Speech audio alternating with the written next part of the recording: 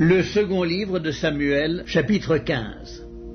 Après cela, Absalom se procura un char et des chevaux, et 50 hommes qui couraient devant lui. Il se levait de bon matin, et se tenait au bord du chemin de la porte. Et chaque fois qu'un homme ayant une contestation se rendait vers le roi pour obtenir un jugement, Absalom l'appelait, et disait « De quelle ville es-tu » Lorsqu'il avait répondu « Je suis d'une telle tribu d'Israël », Absalom lui disait « Vois, ta cause est bonne et juste, mais personne de chez le roi ne t'écoutera. » Absalom disait « Qui m'établira juge dans le pays ? Tout homme qui aurait une contestation et un procès viendrait à moi, et je lui ferais justice. » Et quand quelqu'un s'approchait pour se prosterner devant lui, il lui tendait la main, le saisissait et l'embrassait. Absalom agissait ainsi à l'égard de tous ceux d'Israël qui se rendaient vers le roi pour demander justice. Et Absalom gagnait le cœur des gens d'Israël.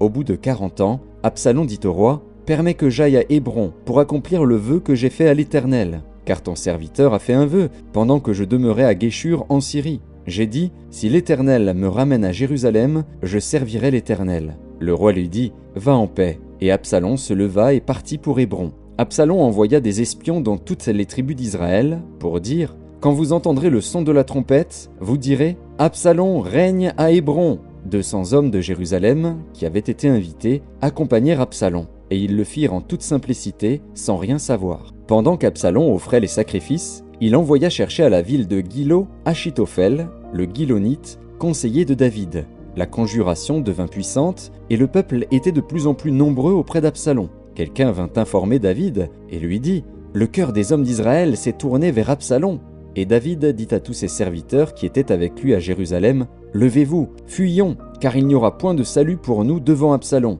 Hâtez-vous de partir. Sinon, il ne tarderait pas à nous atteindre, et il nous précipiterait dans le malheur et frapperait la ville du tranchant de l'épée. » Les serviteurs du roi lui dirent « Tes serviteurs feront tout ce que voudra mon seigneur le roi. » Le roi sortit, et toute sa maison le suivait, et il laissa 10 concubines pour garder la maison. Le roi sortit, et tout le peuple le suivait, et ils s'arrêtèrent à la dernière maison. Tous ses serviteurs, tous les Kérétiens et tous les Pélétiens passèrent à ses côtés. Et tous les Gassiens, au nombre de 600 hommes, venus de Gath à sa suite, passèrent devant le roi.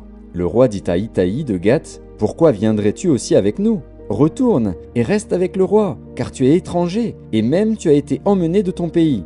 Tu es arrivé d'hier, et aujourd'hui je te ferai errer avec nous çà et là, quand je ne sais moi-même où je vais. Retourne et emmène tes frères avec toi. Que l'Éternel use envers toi de bonté et de fidélité. » Itaï répondit au roi et dit, « L'Éternel est vivant et mon seigneur le roi est vivant. Au lieu où sera mon seigneur le roi, soit pour mourir, soit pour vivre, là aussi sera ton serviteur. » David dit alors à Itaï, « Va, passe. » Et Itaï de Gath passa, avec tous ses gens et tous les enfants qui étaient avec lui. Toute la contrée était en larmes, et l'on poussait de grands cris au passage de tout le peuple. Le roi passa le torrent de Cédron, et tout le peuple passa vis-à-vis du chemin qui mène au désert. Tsadok était aussi là, et avec lui tous les Lévites portant l'arche de l'alliance de Dieu. Et ils posèrent l'arche de Dieu, et Abiatar montait, pendant que tout le peuple achevait de sortir de la ville. Le roi dit à Tsadok, « Reporte l'arche de Dieu dans la ville. Si je trouve grâce aux yeux de l'Éternel, il me ramènera, et il me fera voir l'arche et sa demeure. Mais s'il dit, « Je ne prends point plaisir en toi, me voici, qu'il me fasse ce qui lui semblera bon. » Le roi dit encore au sacrificateur Tsadok, « Comprends-tu ? Retourne en paix dans la ville, avec Achimaatz, ton fils, et avec Jonathan, fils d'Abiatar, vos 2 fils. Voyez, j'attendrai dans les plaines du désert, jusqu'à ce qu'il m'arrive des nouvelles de votre part. » Ainsi Tsadok et Abiatar reportèrent l'arche de Dieu à Jérusalem, et ils y restèrent. David monta la colline des Oliviers. Il montait en pleurant et la tête couverte, et il marchait nu-pieds. Et tous ceux qui étaient avec lui se couvrirent aussi la tête, et ils montaient en pleurant.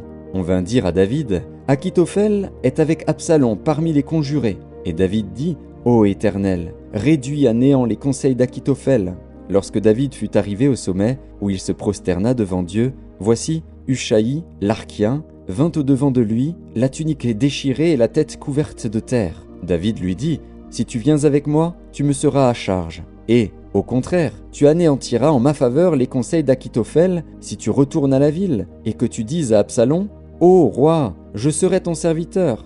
Je fus autrefois le serviteur de ton père, mais je suis maintenant ton serviteur. Les sacrificateurs Tsadok et Abiatar ne seront-ils pas là avec toi ? Tout ce que tu apprendras de la maison du roi, tu le diras aux sacrificateurs Tsadok et Abiatar. » Et comme ils ont là auprès d'eux leurs 2 fils, Achimaatz, fils de Tsadok, et Jonathan, fils d'Abiatar, c'est par eux que vous me ferez savoir tout ce que vous aurez appris. Hushaï, ami de David, retourna donc à la ville, et Absalom entra dans Jérusalem.